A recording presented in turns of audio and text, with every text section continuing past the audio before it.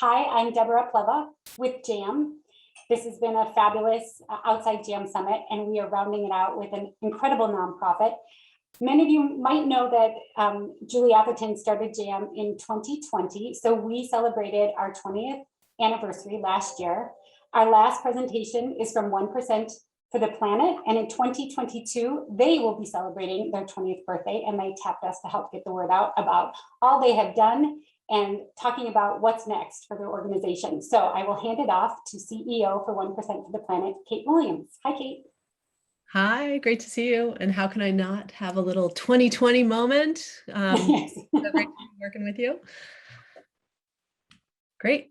So I will dive right in, and thank you all for being with us at the end of what I hope has been a really energizing day and session. And I know it's the tail end of the day on the East Coast. So thank all of you for hanging in there. So I'm really excited to share with you about 1% for the Planet, which is a really amazing global network of businesses, individuals, and nonprofits creating change every day. And we had our roots in the outdoor industry and really have expanded from there. And just talking about our roots is really important because it's really created a great thread through the whole organization, which is the idea that businesses have an opportunity to move philanthropy into the center. So it's not this side thing that you do if you have a little money left over. It's a cost of doing business, like paying your staff, like paying rent. And that really is an important foundational principle of what we do, because we really invite our members to step into this idea of making their giving something that's strategic, that's every day, that's every year. And that's really powerful. And so we're grateful to Yvon Chouinard for founding 1% for the Planet with his friend Craig Matthews on the banks of the Madison River fishing. And we have grown from the banks of the Madison River to being a truly global network. We're show up in 91 countries through our various giving partnerships. And we're across multiple different industries. So just sort of quickly on the way it works. We inspire businesses and individuals to support environmental nonprofits, and we do that through a certified giving program. So our members commit to giving 1% of their top line sales. This is on the business side every year. And we help them develop those partnerships. And then we certify that giving at the end of the year. So it's a really powerful way that businesses can take real action that is not greenwashing. As all of you know, 1% of sales is a really big number and a really big commitment. And it's also something people can kind of get their minds around. So it's the right number.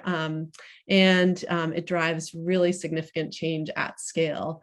And just to give you a sense of that scale, we currently have more than 5,000 business members, more than 1,000 individual members, and more than 4,800 nonprofits. And as you can see here, we're all over the world. I mentioned 91 countries. You can see that there's a concentration in the US, in Europe, in Australia, growing in Japan, also growing in Canada, and really growing everywhere. We've seen really rapid growth over the last couple of years. And together, this network has given more than 350 million over the last close to 20 years. And just in this year alone, we're on track to certify 50 million in giving. And what's a really wonderful thing about that number is every single one of these members, the 5,000 business members, the 1,000 individual members, that's their number. Everyone has given their 1%, so from the smallest member to the largest member, they're all equal partners in this giving opportunity. So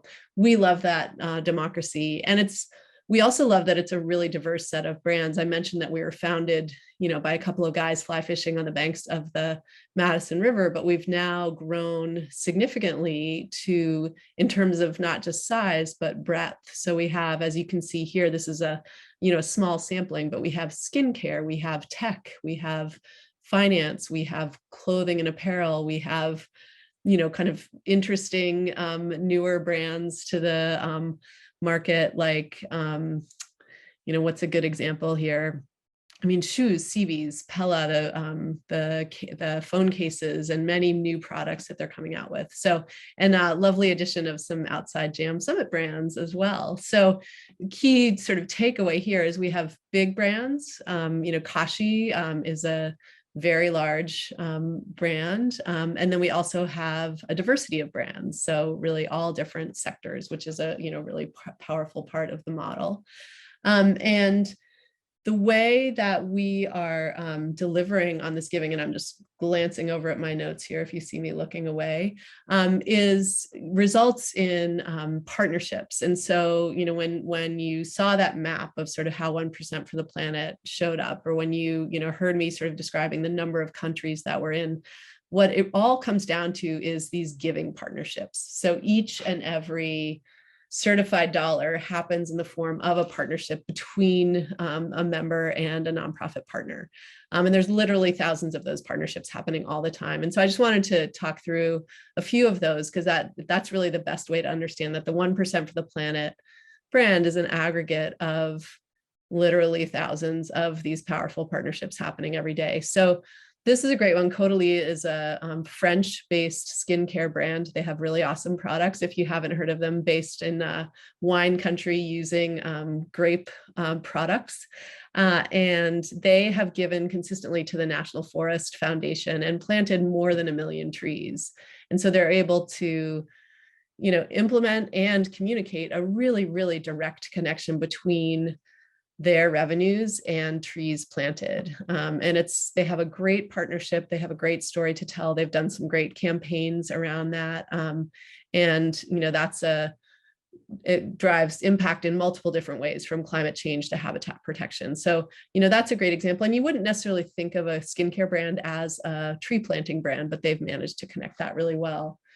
Another one that I'd like to share is between Avocado Green Mattress and the Kula Project. And what's great about this one is it sort of showcases the way in which a partnership to drive environmental change can have also social elements to it. And Avocado has been really thoughtful about this, how providing women and girls with training has a really direct impact on climate change in the future. So they are a great storyteller. Avocado Green Mattress is a really powerful storyteller and a really thoughtful strategic giver. And so this has been a really important partnership and connection that also, for 1% for the planet, helps to tell that broad story of how we define environmentalism.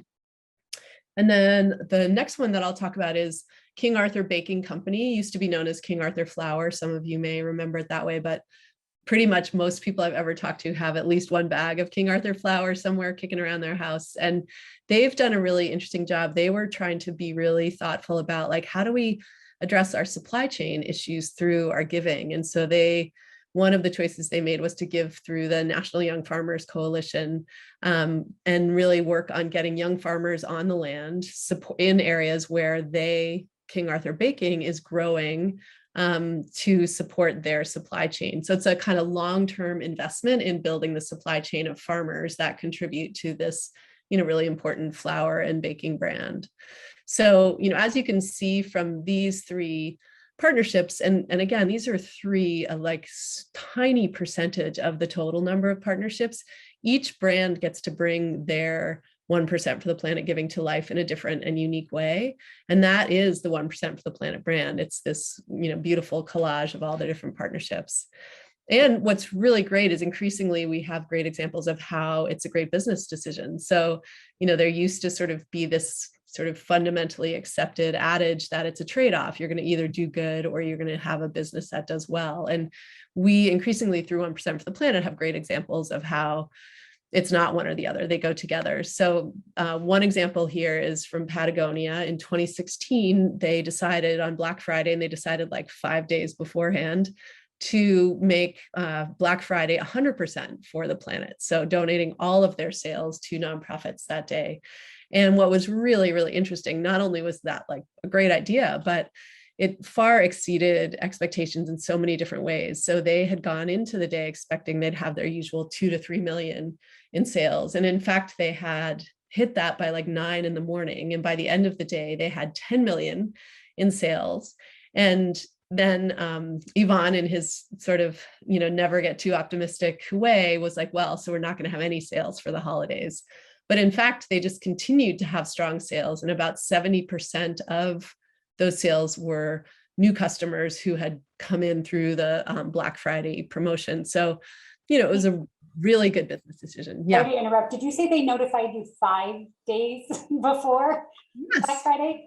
they did. Which I'm not sharing is something that anyone else should think is a great idea, but that's how that one rolled. And they came up with this wonderful logo, which we love as a one-day kind of thing. And then and they only started promoting it, less than a week before Black Friday. Amazing. Yeah. And it was 2016. So that's like just one reminder. People were definitely looking for positive actions that they could take at that time. But super powerful story. And then a more kind of, practical, but equally powerful example of how, how 1% for the planet can be part of a stronger sales profile is an example with Finlandia, who's a member of Finlandia Vodka. And they, not intentionally, but it worked out that they had two different sort of market areas. One where they're activating their 1% for the planet, giving very actively with point of sale information, and the other where they were not at all. And at the end of that season, they were able to compare those two markets, and where they had been activating, they saw a 7% increase in sales. Where they had not, it was a 2% decrease. Correlation, not causation, but still, given the nature of those two markets, which was very similar, other than that activation difference, that was a pretty powerful example, which they and we were really psyched to hear about. So with that, I think that we are at the end. So I just want to wrap up with kind of the overview of the numbers. I've shared a bunch of these already, but I really want to convey with this that, we started small, again, like back to the banks of a little river in Montana, but we really have big goals, and we've been on track to reach those. So we're, giving more and more each year, and we're giving at scale, again, through this really democratic framework with our small and big members giving their 1%. We're represented in many different countries, and that's growing. And in fact, one thing I haven't mentioned, I don't think, is that we're increasingly international. So bottom left of this screen here, you can see that we're 52% internationally based, almost 53%. And that's just been a steady shift. So really, we're truly living into our name of being, fully around the planet. And we're just, super excited by the continued growth, because while we believe that these numbers show how we're operating at scale, we also know that they're tiny compared to what we need to do. So, we're continuing to charge forward in hopes that we can, just keep on this path of growing and driving more impact and building an amazing community. Yes, and speaking of that community, there's something coming up in March, right, for members of the 1% for the planet? Yeah, definitely. So one of the things that we've missed very much over these last couple of years is bringing our community together in person. We've had a lot of these Zoom conversations, but we're having our global summit in LA in March 15th through 17th. And this is a member gathering that's really focused on bringing that community together to share stories, learn from each other, and really kind of come together around this shared commitment that, as one of our members said at our European summit a couple of years ago, it was the last time actually we gathered for a summit. She said, and this wasn't part of her like script, but it was one of those like moments of sort of pure sort of clarity. She's like, we're 1% for the planet, but we're really 100% for future generations. And that is, that's truth right there. And that's what we all stand for. And really that has become something that our members gather around. Excellent. Well, I didn't see any questions that came in, but if people want more information, you can definitely contact or look at our media page and submit some questions, and we can put you in touch with the folks at 1% for the planet. So that rounds off our last presenter of the day. I'll hand it off to Julie Atherton to help round out the day, and thank everybody for coming. Thanks, Kate. Thank you.